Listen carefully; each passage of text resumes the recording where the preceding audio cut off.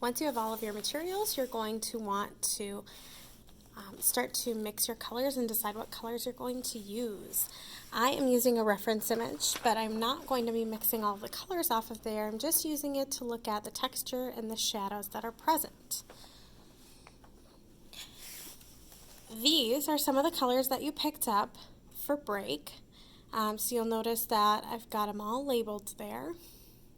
And you're going to notice that the colors aren't great, and that is because they're all the most saturated colors, just like we've been talking about all year. The most saturated colors are not going to give you the best. So what you're going to do is you're going to take the colors that you see here, these are the colors you picked up, and you're going to be mixing them with each other to create the best mixes and the best colors. So this is a little example of what they look like. They're super highlighted, super saturated, and they're not the best. So you're going to want to be mixing your colors. So then here's how your palettes are going to start out looking. So you can see here I've got, my reds, my two different kinds of reds in one piece, two different kinds of blue, two different kinds of green, two different types of yellow, and then this is my black and my brown. The rest of my area I'm going to use for mixing my colors. When you mix your colors, you're going to start out with some water. So I'm going to mix in here. I think I'm going to mix a nice light blue. So I'm starting out with a good amount of water. And then what I'm going to start doing is I'm going to start adding the blue that I want my color to be.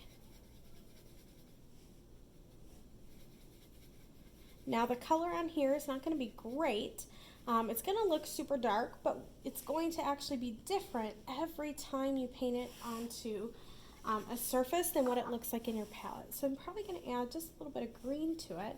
I like my blues to be a little more teal-y colored. Always washing my brush off, soaking it on the paper towel.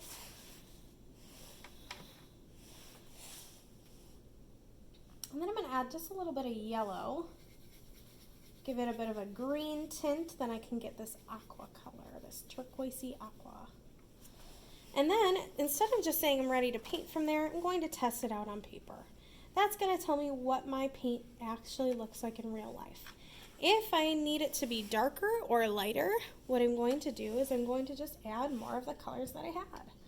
So I might want it to be darker, so I'll add a little bit of blue. Add a little bit of phthalo green.